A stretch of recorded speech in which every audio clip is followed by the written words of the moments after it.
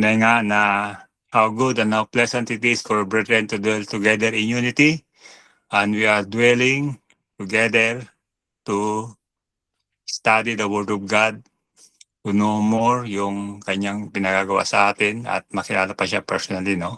So yung ating inaaral ay mahirap in a sense na it requires application, no? Sa ating tinatawag na everyday life, everyday living. Na pag ito yung ating ginawa, of course, makakaroon tayong tinatawag na result, right?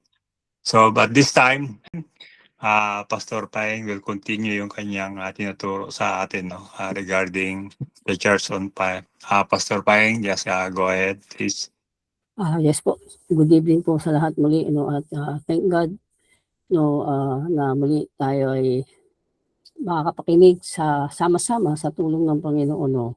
I'm not teaching, hindi I facilitate, pero pare-pareho po tayong natututo, pare-pareho po tayong inaayos, pare-pareho po tayong ginaguide ng Panginoon sa nais niya bilang tayong mga servant ni Lord.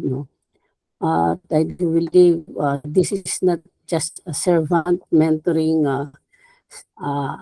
group, but I do believe this God wants us to experience Him, to encounter Him in our gathering, in every gathering, hindi lamang prayer meeting, hindi lamang, but every time that God's people gather, God wants Him to feel His presence, maranasan natin yung presensya niya.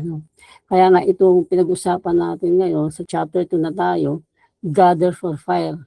We gather for fire, or we gather for empowerment. We gather for enriching our relationship with Jesus and with the Lord, to deepen our understanding sa mga bagay na nais ng Panginoon na matutunan natin. Hindi po sinasabi na hindi na tayo malalim sa Panginoon, hindi na tayo kulang pa tayo dun sa ginagawa natin para sa hindi po dun ang focus, kundi ano pang improvement sa buhay natin ang nararapat at ninanais ng Panginoon para maging mas victorious, successful yung mga bagay na pinagagawa sa atin ng Panginoon.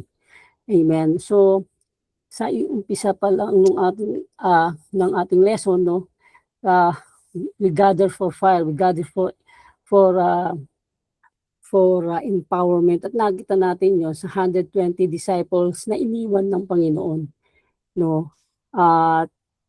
Bilang balik-aral, alam natin the first miracle happens when those 120 upper room disciples gathered together. First time nila ito. Kasi kung yung traditional Jewish ways of worship, of gathering, hindi ito yung naranasan nila. Hindi ito yung ginagawa nila sa mga synagogues, hindi ito yung ginagawa nila sa tabernacle whenever they come and go to worship God. But nag-umpisa yung empowerment ng Panginoon doon sa 120 pero disciples who gathered together. Doon nila na-encounter. It is a fellowshipping of those 120. At alam naman natin kung anong ginawa nila doon. They prayed together. That's why tinarm nga yun na God encountering prayer meeting sa leveling 120 of them, so that they can perform yung nais ng Panginoon na gawin nila. So this first miracle, after Jesus ascended to heaven, this is the first gathering na nangyari at naganap doon sa mga apostles sa disciples ng mga Panginoon. Usually, di ba, ang gathering ng Panginoon, those only 12 disciples, apostles na tinawag niya. But this time, after he went up to heaven, ito yung taga-brilliant niya for those 120 of them, to empower them, so that his followers ay magkaroon ng kakayanan, ng enablement, ng kapangyarihan, so that magampanan nila yung nais ng Panginoon na gawin nila after this, to advance His kingdom and fulfill His mission throughout the world.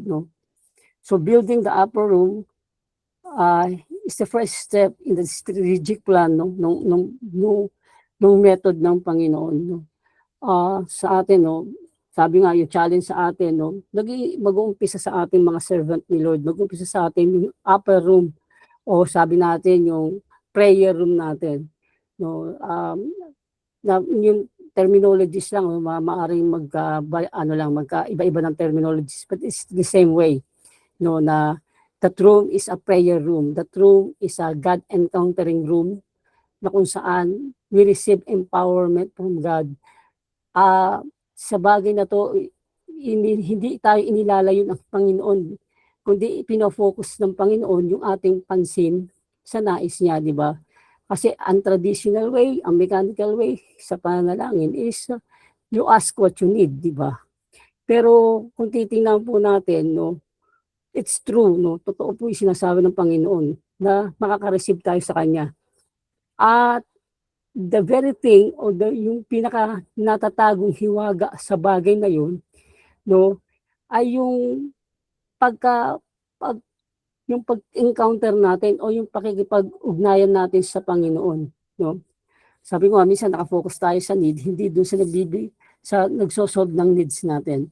That's why, nais ng Panginoon na ito yung mangyari, maganap sa ating ma-experience, maranasan natin in every time that we have this gathering. Kaya nga, although itong gathering natin sa servant, hindi naman ito focus sa prayer, pero bahagi nito prayer, bahagi nito pagpapalakasan, bahagi nito yung mga bagay na nais ng Panginoon na gampanan natin, no?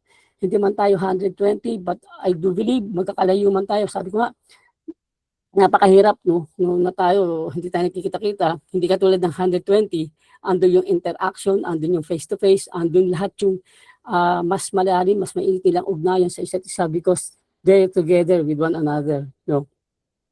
But since tayo magkakalayo sa Panginoon, maaari hindi tayo makaroon ng face-to-face meeting, no, sa bagay na to. But I do believe God is powerful enough, no, para ma-experience natin what those 120 disciples experienced when they gathered together.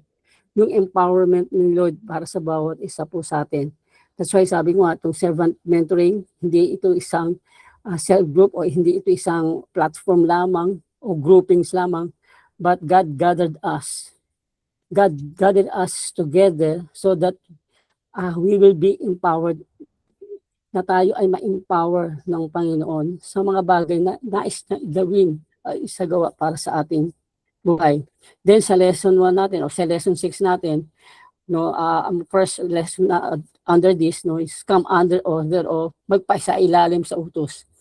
Those 120 disciples, nagpaisa-ilalim sila sa utos ng Panginoon. Don't leave Jerusalem, don't leave your place, don't leave your position, or don't leave yung kung ano yung sitwasyon, scenario, problema na nasaan ka, unless, sabi niya, unless you will be empowered, no, by the Holy Spirit, no. At iyon ang inintay ng Panginoon. So the prayer meeting, no, will be the barometer of our church. So yung prayer meeting din natin ang nagiging barometer natin o yung measurement natin kung gaano na nasaan na yung ating mga kapatid natin sa pananampalataya sa Panginoon. Naging tayo, it is our barometer, no, yung ating personal prayer sa Panginoon. Kasi, di ba, sabi nga natin, may mention natin sa tuwina, na kung wala tayong na-receive, wala tayong ibibigay.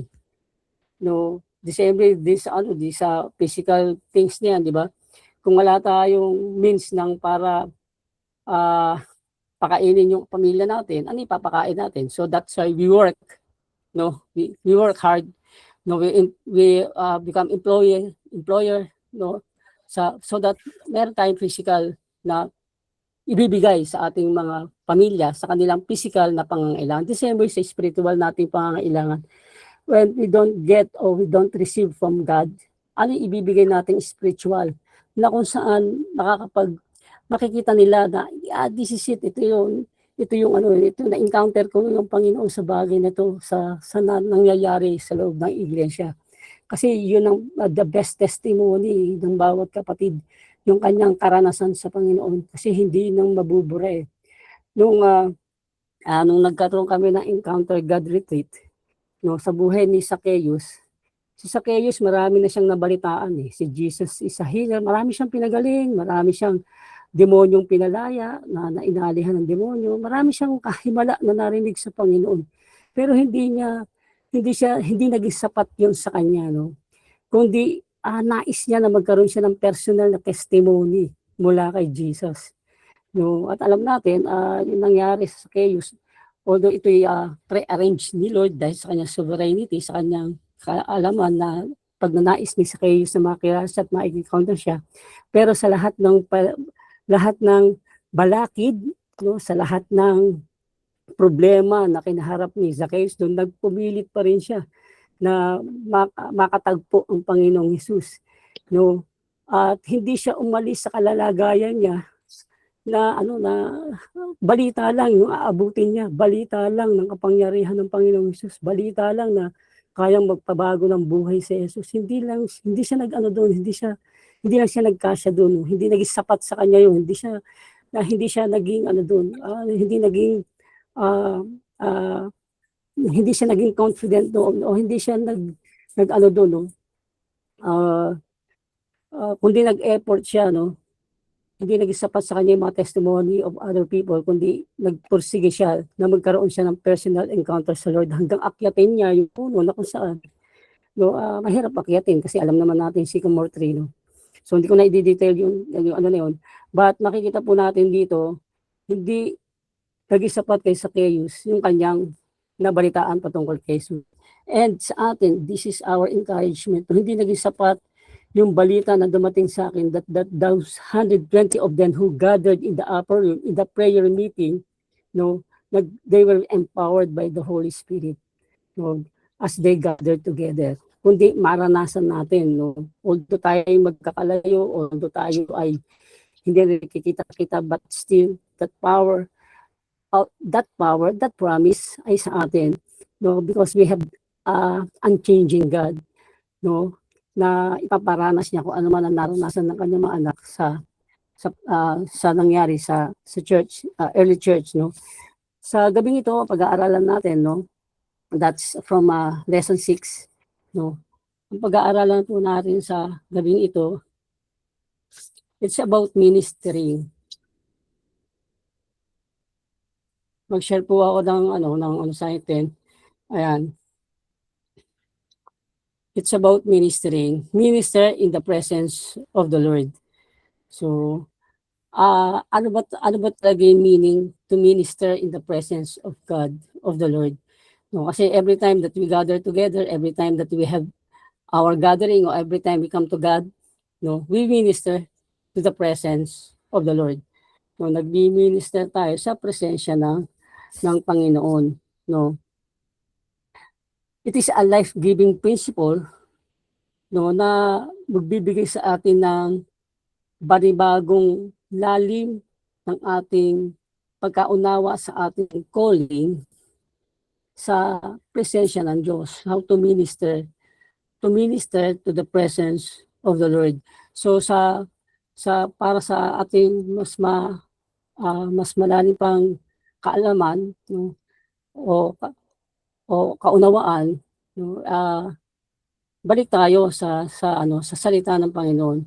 As a disciple, what is your first responsibility? Ang tanong. So hindi ito hindi we are not speaking about our title. Pastor ako, leader ako, but I'm speaking generally. We are all disciple. No, I do believe we all agree on this. No, we are all disciple. No matter what position or what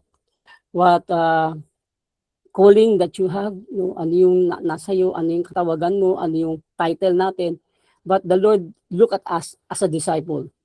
No, although I believe na may sinasabi na God put pastors, teachers, leaders, but all of these things, no, lahat tayo ay disciple.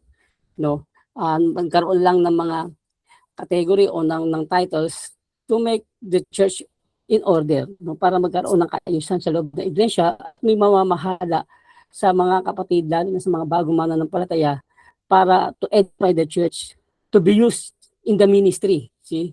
Kung tingnan natin diyan sa passage sa Philippians, no.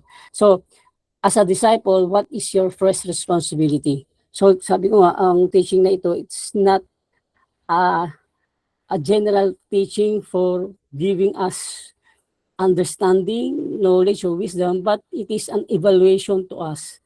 Yung pagbibigay ng evaluation sa ating mga sarili. Ayan. Okay. So as a disciple, no, ito yung first responsibility natin to minister in the presence of the Lord. Ano ba yung minister? Ay hindi po ito ginagawa natin para sa Panginoon. Ito po yung paglapit natin sa Panginoon. Iba po yung ginagawa natin para sa Panginoon, iba yung ginagawa natin sa Panginoon. I hope makikita natin yung difference between the two. No, kasi minsan napapag ano po natin, napagpalit natin akala natin, no, yung pag-minister sa Panginoon, halimbawa, yung pagpe-preach natin, yung bibisita natin, pagbe-Bible study natin, that's ministering in the presence of the Lord. Parang yun ang ano natin, pero yun ang parang idea natin. Pero dito makikita po natin, yun ang ginagawa natin kasi yun ang gustong gawin ng Panginoon natin. Pero yung to minister in the presence of the Lord, that's a different idea, a different thing. Sa Panginoon tayo may ginagawa. Ayan. Hindi yung may ginagawa tayo para sa iba, na para sa Panginoon. Dito sa Panginoon tayo nagmi-minister. No, makikita natin mamaya to, no, as we go along, no. Sabi nga niya, as they minister to the Lord, no, sabi ng scripture natin, and fasted, no, sila ay nakikipag-ugnayan sa Panginoon, sila ay na-encounter nila ang Panginoon, sila ay sumasangguni sa Panginoon sa pamamagitan ng panalangin at pag-aayuno. The Holy Spirit said, "Now separate to me, Barnabas and Saul for the work to which I have called them." So makikita po natin dito sa passage na binasa natin, nauuna yung pakikipag-ugnayan natin sa Panginoon bago yung pagagawa sa atin ng Diyos. Amen. So, yung ginagawa natin o yung pagsunod natin sa Panginoon, it's not ministering in the presence of the Lord, but yung pakikipag-ugnayan natin sa Panginoon, yung pagdulog natin sa Panginoon, yung pag-connect natin sa Panginoon, that's ministering in the presence of the Lord. Sa Panginoon tayo may ginagawa. Amen. Hindi yung ginagawa natin para sa mga kapatid, para sa iglesia. Huwag po natin ipagkamali yun. That's tama po yun. Wala pong ano doon, wala pong masama, wala pong problema doon. Katulad dito sa sinabi sa Scripture sa Acts, sa chapter 13 verse 2, ito yung naranasan ng mga disciples ng Panginoon na nung sila ay magministeryo sa Panginoon, sila ay naglilingkod sa harapan ng Panginoon, sila ay naroon sa harapan ng Panginoon, sila ay nananalangin, sumasamba, sabihin natin sumasamba, nagpupuri, sila ay on fasting. No? The Holy Spirit said, "Now separate to me Barnabas and Saul for the work to which I have called them." No?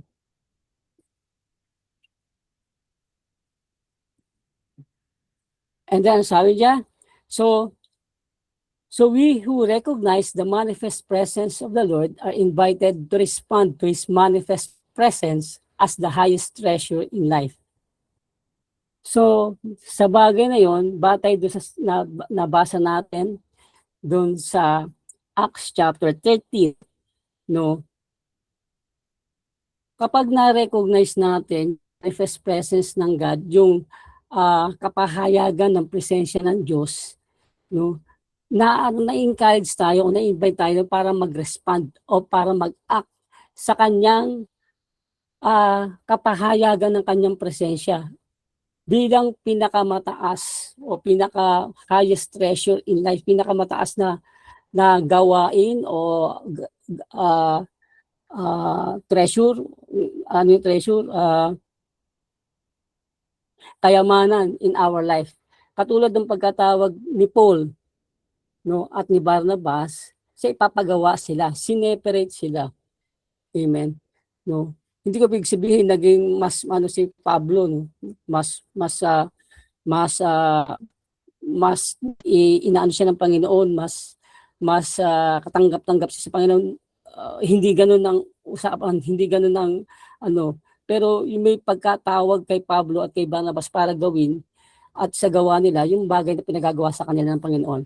So sabi sa Psalms 27, ito experience at karanasan ni David, one thing I ask of the Lord, this is what I seek, that I may dwell in the house of the Lord all the days of my life, to gaze upon the beauty of the Lord and to seek Him in His temple. Sa sa karanasan ni David, no, one thing, isa lang ang hinihingi niya, ina-ask niya sa Panginoon. He didn't ask for anything, no. Wala siyang hiningi na anuman, physical na pangangailangan, any need. No, kundi ito yun lang yung one thing he asked of the Lord, that this is what I seek. Ito yung sinasaliksik niya. Sabi sa Matthew, seek and you shall find, knock and the door shall be opened. If you uh, uh, knock and the door will be open, no? Pero dito makikita po natin, nandun siya doon sa ask and seeking. No, katulad sinasabi sa Matthew, no, all the days of my life to gaze upon. Siguro ito talaga yung puso ni David, no. He asked, ito hinihingi niya sa Lord. Ito yung sinisik niya, ano yun, that he may dwell in the house of the Lord all the days of his life, to gaze upon the beauty of the Lord. Kung titingnan natin, ano ba to, future, yung sinulat ito ni David, o ito yung present na nararanasan ni David sa kanyang buhay nung siya ay nabubuhay pa dito sa lupa. I do believe ito yung present niya, life eh. Ito yung present life niya, hindi yung future life niya sa harapan ng Panginoon sa langit. Ano pa i-ask niya sa Lord? Nasa langit na. Ano pa isisik niya sa Lord? Nasa langit na siya. Oh, wala na eh. Kundi parang ito yung karanasan ni David. Hindi niya nakikita yung mga sitwasyon niya sa buhay, but he continually seeking and asking the Lord. Kung titingnan natin, yan yung nasa Matthew, ask and seek and knock. Kumbaga dito, ano lang nawala dito yung salita ng knock eh. Pero kung titingnan po natin sa pagpunta niya sa tahanan ng Panginoon, there's nothing na nangyayari maaari. No? To gaze upon the beauty of the Lord and to seek Him in His temple, para saliksikin siya sa kanyang tahanan, sa kanyang templo. So, God's manifest presence is what believers see and what they know and learn from God. Ayan. So, in-explain natin dito, ano ba yung manifest presence? Yung kapahayagan ng presensya ng Diyos. Sabi niya rito, ito yung nakikita at ito yung nalalaman at natututunan ng mga mananampalataya mula sa Diyos. Amen. Nakukuha yan sa karanasan, nakukuha yan sa salita ng Diyos. No, yung nagmamanifest o nahayag ang presensya ng Diyos sa atin. Katulad ng I will be with you, I will not leave you. No? Katulad ng sinabi niya sa Marcos chapter 16, no, sa ating mga mananampalataya, pangako ng Panginoon sa atin sa chapter 16, 15, 16, 17, 18 yan, na ang pangako ng Panginoon, yung kapangyarihan niya, iingatan tayo. Kahit gawan tayo ng kasamaan, hindi ito maakapekto sa atin. May testimony po dyan patungkol sa nangyari encounter, hindi ko na lang sabihin muna ngayon, nangyari encounter sa Bulacan, sa bagay na yan. Ito yung manifest presence ni Lord. So to manifest means to show forth or make known. You will not always feel something physically, but you will feel it. It is to make something noticeable, to make something evident. No, sometimes, di ba, hindi naman natin physically nakikita si Lord, nakasama natin. Hindi natin naman siya physically naranasan na niyayakap tayo. Amen? But we feel it. We feel the presence ng God. We feel His empowerment. We feel yung yung presensya ng Panginoon sa buhay natin. Nagiging noticeable siya sa ating gathering, no, when we speak of sa gathering.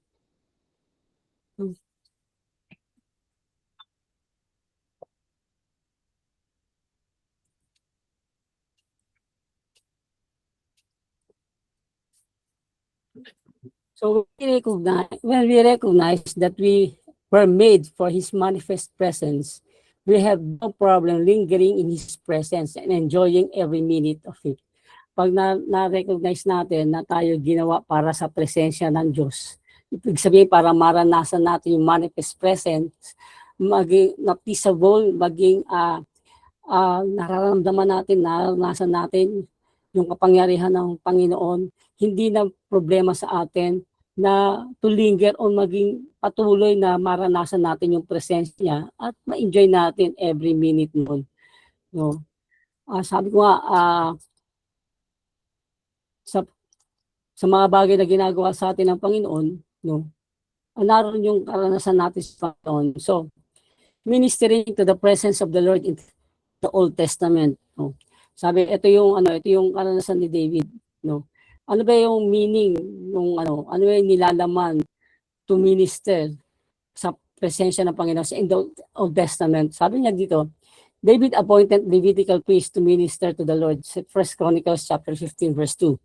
Hindi ko na babasahin yung i-take note nyo na lang po at basahin nyo as meditation natin, no, as we minister to God, no, sa atin personal, kasi sabi ko nga, hindi tayo kung wala tayong nare-receive, wala tayong maibibigay, no, wala tayong mai-encourage, wala tayong mai-edify, wala tayong maibabahagi, no. So the sons, number 2, no, the sons of Zadok were the Levites who were assigned to minister before the Lord. Kasi sa Old Testament, talagang sa mga Levites, no, ito yung lahi na talagang pinili ng Panginoon, no, para mag-minister sa kanya. Sila yung binigyan ng utos o order, they were under order para gawin yung ministeryo o paglilingkod sa Panginoon. Naglilingkod sila sa Panginoon. Yung titingnan natin sa Old Testament times, ano ba yung mga tagubili ng Panginoon para sa kanila? Para sila ay makalapit sa Panginoon. Para sila ay maging katanggap-tanggap sa Panginoon.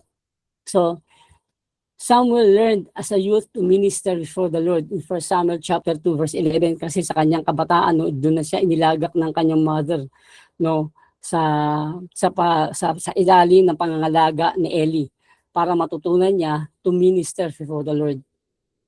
In Christ, we all priests, sabi sa 1 Peter chapter 2 verse 5 and 9, who are given the same access to come boldly before the throne of grace and to minister to Him in Hebrews chapter 4 verse 16.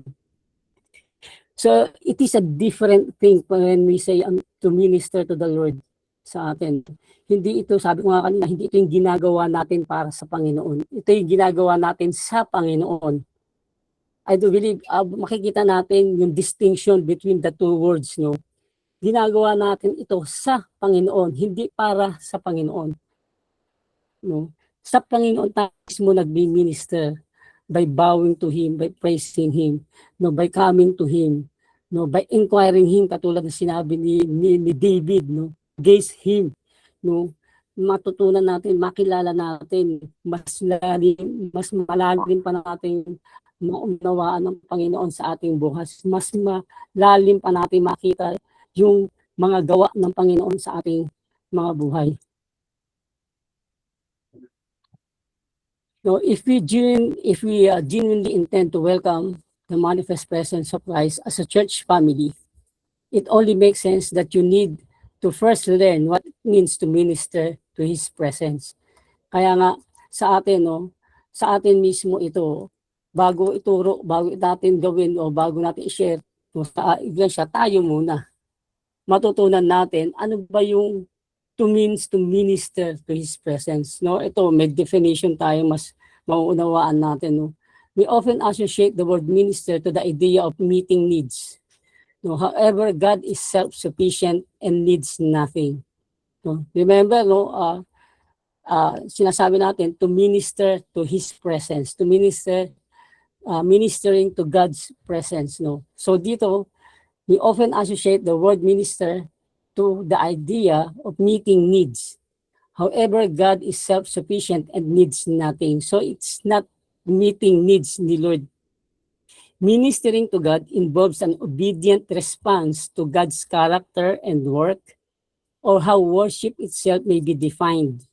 The obedience response to the revealed nature, character, and work of God. So ito pala yung obedience response natin.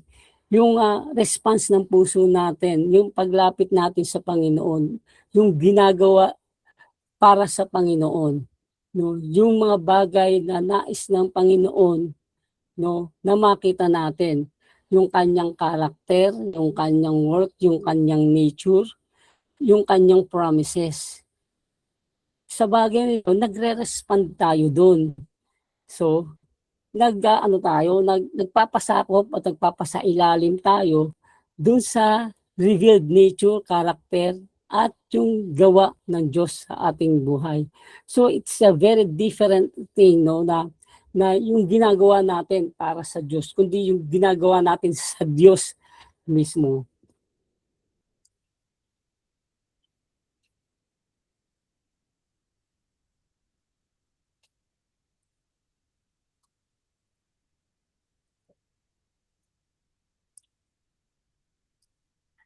Ministering to God is a matter of worship.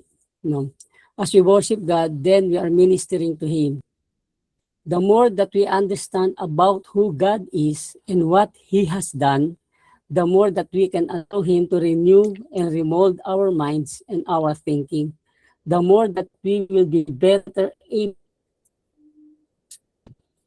God needs nothing, so there is no need in Him that we might possibly meet. However, God does have desires. He desires to have a relationship with us. So yun ang point ng Panginoon sa pamaraan na ninanais niya na siya ay paglingkuran, amen, at lapitan. So wala nang kailangan ng Diyos sa atin kundi ang kailangan ng Diyos, ang desire ng Diyos is to have a relationship with us. To have a relationship with me. Tingnan natin, balikan natin si Barnabas at saka si Paul. Bago sila i-separate ng Holy Spirit, they are ministering to God. No? They establishing their relationship with God. Amen. Even the 120 of them, when they gather together, when they want to reestablish, they want the relationship with God to deepen. No? At the same way sa atin, no, sa servants mentoring na ito, na that our focus is not yung idea na idea na servant mentoring, makakatulong, makakaganito. No, we are here, we gather ourselves together, no, to have a deeper relationship with God together. We gather together. Kasi yun ang nangyari sa 120. They gather together and they empowered by God. So that's the size ni Lord, di ba? Don't leave Jerusalem. Ganun din kay Zacchaeus. Ayaw niya na bali-balita lang ang nangyari. Gusto niya first-hand experience from the Lord. Amen. Kaya nga ang Panginoon sabi sa kanya, okay, Zacchaeus, you want to minister to me? O calm down. Sige, punta ako sa bahay mo, doon mo ako i-minister sa bahay mo. Hindi tayo pwede dito, nasa taas ka ng puno, ako sa baba. Doon punta tayo ng bahay mo, doon tayo. No? And sometimes, we fail to see, no, na nais ng Panginoon to have relationship with us. Although, of course, we have relationship with Jesus. We accepted Him as personal Lord and Savior. But God wants a deeper thing. Kasi kapag naranasan natin yun, sabi nga, sabi doon sa pinag-aralan natin, hindi na mahirap to linger, no, sa nais ng Panginoon na mangyari sa buhay natin bilang mga lingkod ng Panginoon.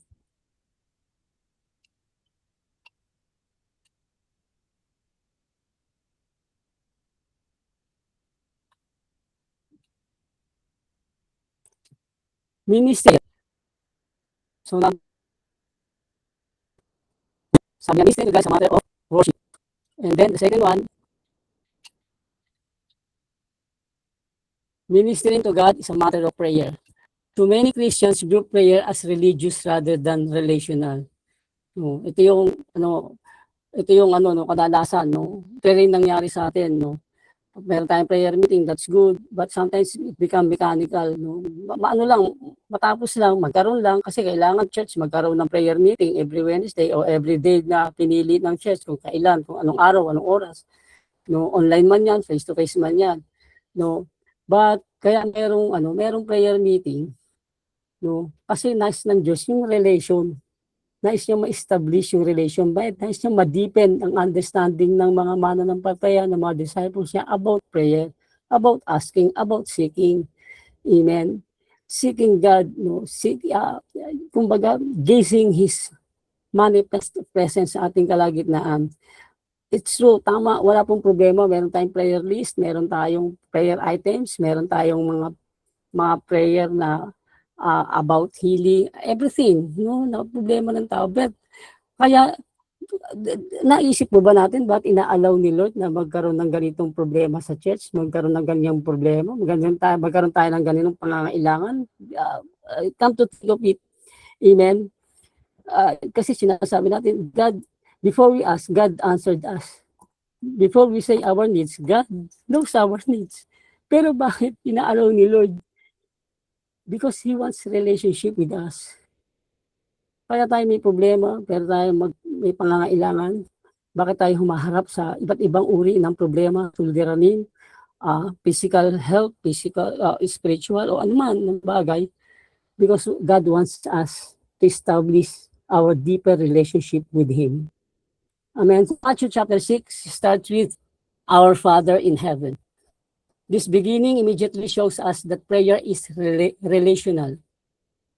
God is our Father, and prayer is coming to our Father who wants to have a relationship with us, His children. Kaya nga sabi niya, come to me, come to me. Kaya sometimes, kaya minsan may burden tayo, di ba? Meron tayong kabigatan, meron tayong suliranin. Kasi minsan, nais ng Panginoon na mas pagtibayin pa rin natin yung relasyon natin sa Kanya. No, kaya naman niya ibigay yan eh. Kahit hindi mo nga ask eh. Sabi nga ni Lord, kahit hindi ka magsabi sa akin eh. Kahit hindi ka mag-ask, ibibigay ko eh. O bakit, di ba? Bakit ini-encourage tayo ng Panginoon? Ask, seek, knock. For what reason? The reason is to have a relationship with Him. The reason is to come to Him, to minister to His presence, to lift up His name, to trust Him, to obey Him, no, to put ourselves in subjection to His power. We can be confident in our prayers when we know what a good Father He is. Kaya nga, in example niya na, di ba, yung tatay nga na dito sa mundo, binibigay sa inyo yung mabubuti at magandang bagay. Ako pa kaya? So, but alam natin, kaya binibigay ng tatay yun dahil sa kanyang relasyon sa kanyang anak. Amen? So we learn and understand God's character by reading about Him in the Bible, the Word of God, and by spending time with Him in prayer. So kaya nga itong book na to, it teaches us, no, the church on fire. No, that church that is empowered, no, in ministering to the presence of the Lord.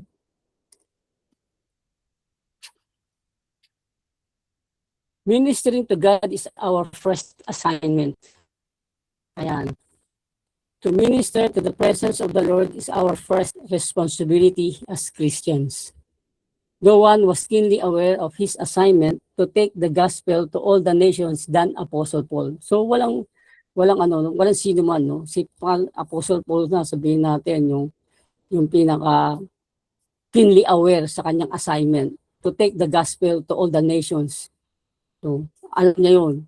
But once Paul fulfilled his primary assignment, then he received from the Holy Spirit his secondary assignment.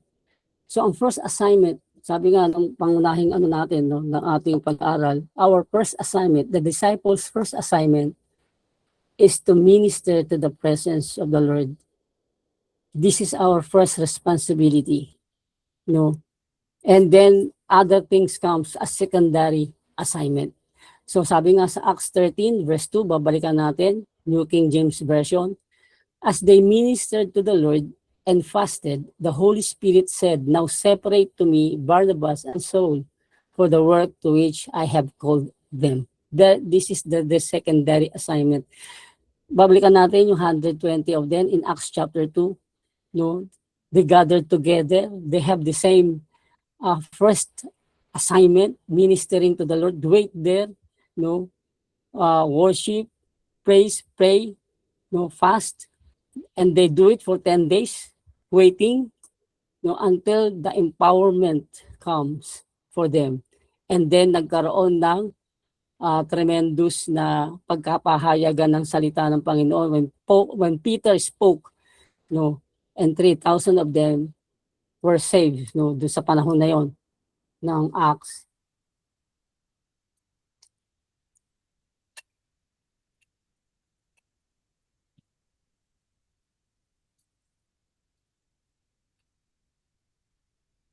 Now, what is our lesson 7 action step? The best way to learn to minister to the presence of Christ is to minister to the presence of Christ.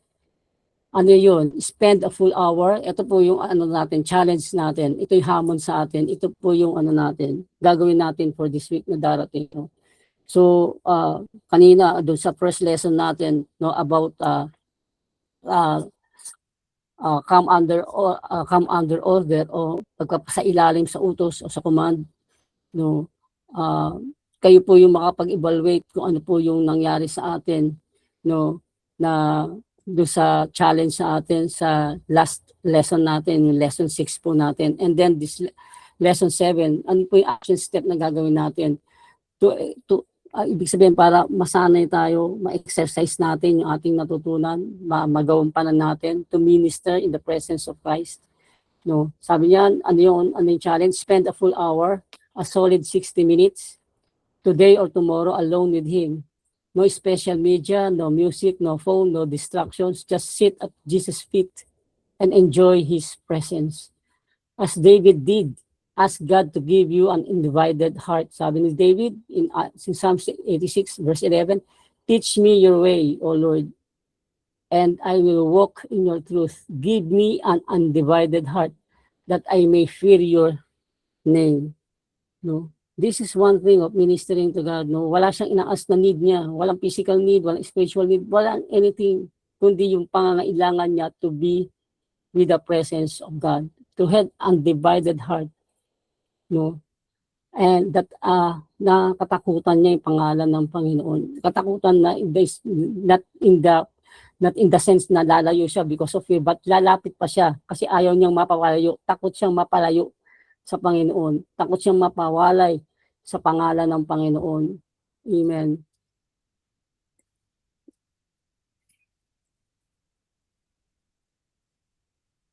Ask Him to make you a person of one thing. Amen. Gawin niya tayo na mga disciples na concentrated sa one thing. Sabi niya sa Psalms 27:4, one thing I ask of the Lord, this is what I seek, that I may dwell in the house of the Lord all days of my life, to gaze upon the beauty of the Lord and to seek Him in His temple. Sabi ko nga, hindi ito future na panalangin, hindi ito future desire, hindi ito future na nais na mangyari ni David sa kanyang buhay, but this is the present day of his life, na ito yung gusto niya na mangyari. Inaas niya sa Lord, sinisik niya sa Panginoon, na siya ay manatili sa tahanan ng Diyos, sa presensya. When it speak about house, it speak about the presence of the Lord.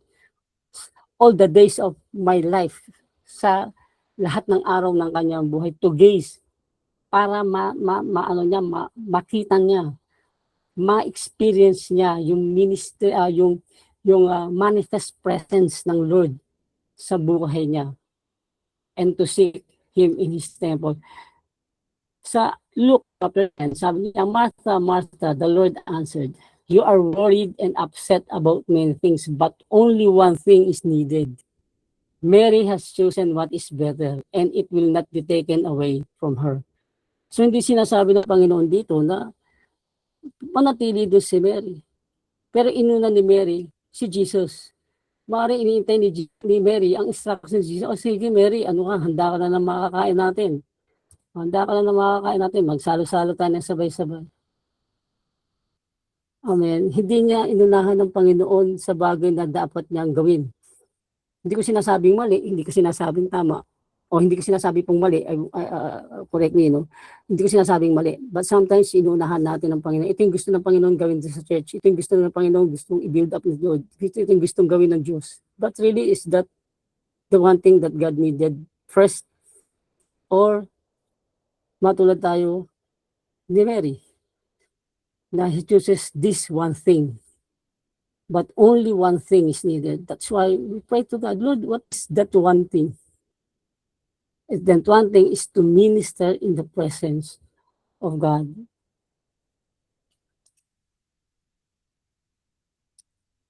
Lastly, sa Philippians chapter 3, verse 13 and 14, no, brothers, I do not consider myself yet to have taken hold of it, but one thing I do, forgetting what is behind. Kung nagkulang tayo, nagkaroon tayo ng mistake, nagkaroon tayo ng anuman na hindi natin nagampanan sa Panginoon, and straining toward what is ahead, I press on toward the goal to win the prize for which God has called me heavenward in Christ Jesus. Ano yung goal ni Paul? Ano ba yung goal ni Paul? To reach all the Asia Minor places? Yung ba yung goal niya? Ano yung to win the prize? To win the approval of Christ, di ba? Kaya nga may prize kasi yung approval ni Lord na-reach mo yung nakapag-minister ka sa presence niya at na-obey mo yung second thing na gusto niya. No? One thing, mga kapatid, one thing. Just what David did and just what Mary did, and now what Paul did. Ito yung karanasan niya. Hindi ko po sinasabi yung other apostles hindi ginawa to. They all do it. Kaya nga umabot sa atin ang gospel, no? And this teaching umabot sa atin para sa ating kapakanan at sa ating ikalalago at katitibay sa Panginoon. Ayokong maging self-centered ako sa mga karanasan ko this past few weeks, months But hindi ko na lang sa inyo. But I want you, no, this is my prayer na maranasan nating lahat yung mas deeper pa na maraan ng Panginoon sa ating buhay so that we will be directed by God as we minister to the presence of God. No. In closing,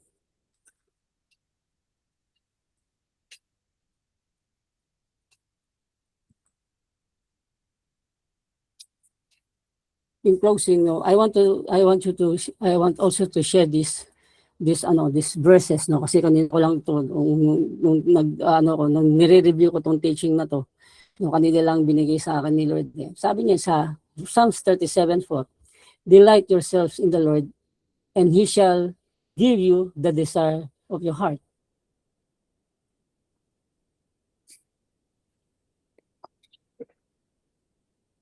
No, delight means the first in the presence of the Lord, no, and He shall give you the desire of your heart. Desire, ibibigay ni Lord dahil you delight yourself, you minister in the presence of God.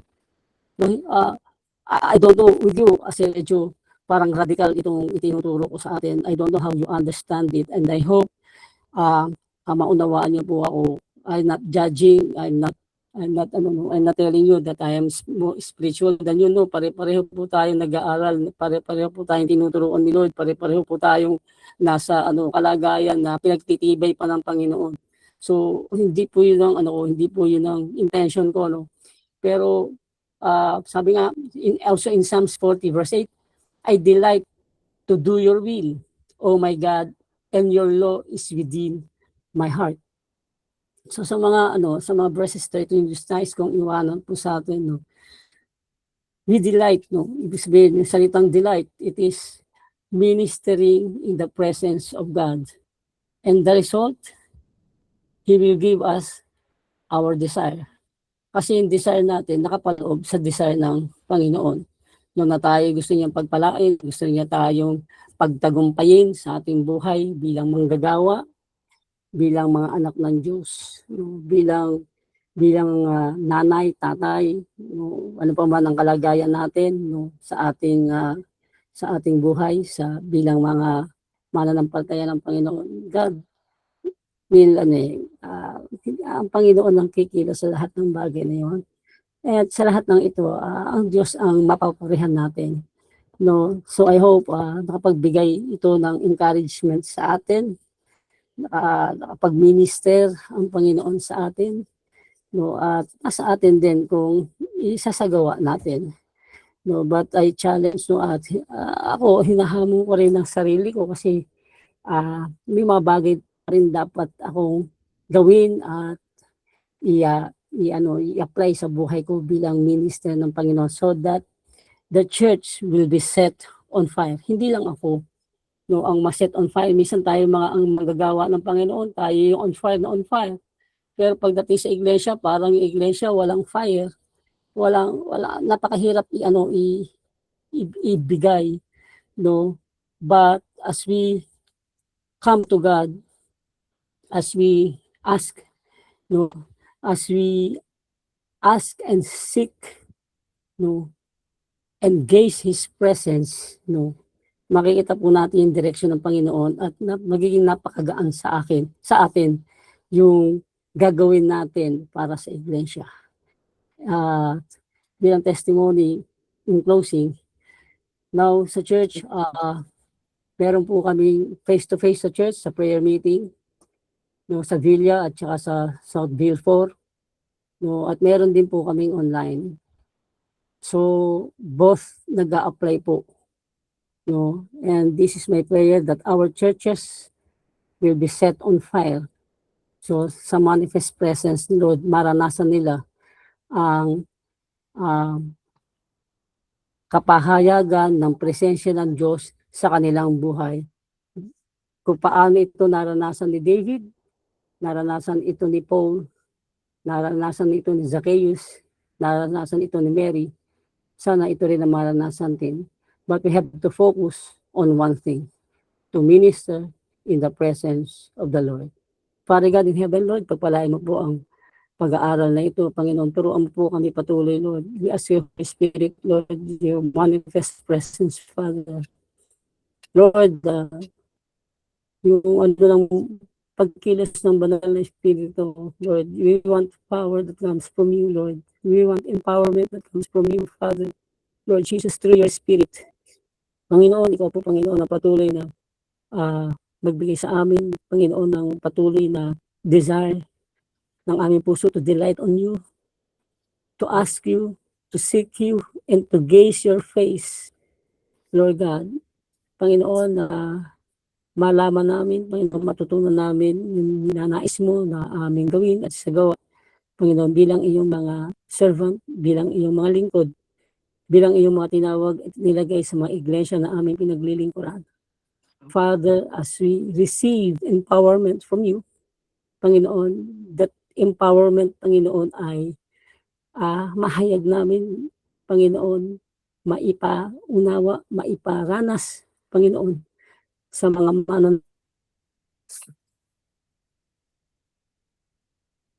mananampalataya mo sa mga iglesia na aming nangungahan. Father, sa lahat ito, mabigyan ng papuri, mabigyan ng parangal, mabigyan, Panginoon, ng pasasalamat sapagkat ikaw ay maiibigin Diyos. Ikaw ay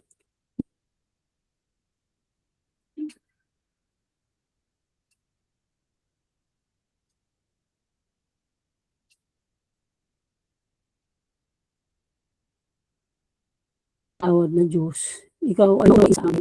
Lord, we face you in our lives. We may see you, Father. We may see you, Lord Jesus. May we be led and guided by your Holy Spirit, Lord. We bless you and we thank you for this gathering of your people. Lord,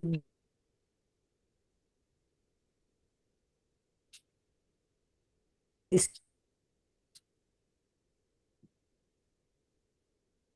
gathering, Father, I pray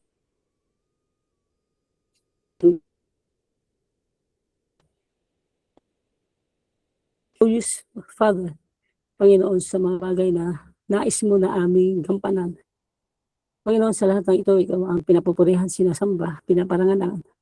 Sa mga pangyarihang pangalan ng Panginoon Yesus.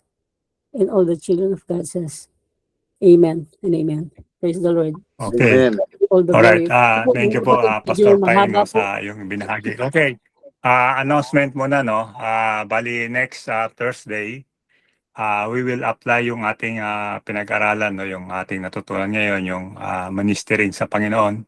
We are going to minister to the Lord next Thursday, no, kaya join us earlier than 8 o'clock, no, para we could start at i-adamay natin yung presence ng Panginoon, no, in the midst na tayo nga ay tunay na lumalakad sa tinatawag na kanyang salita, sa kanyang presence, sa kanyang, I should say, pagpapala, no. Alright.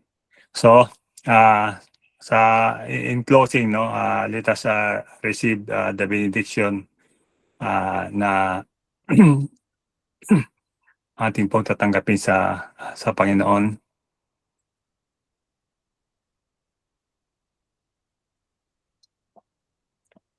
Unto Him who is able to keep you from falling and to present you faultless before the presence of His glory with exceeding joy, to the God, our Savior, be glory, majesty, dominion, authority, through Jesus Christ our Lord, before all time and now and for all eternity.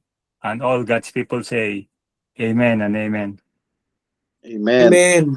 So maraming pong salamat.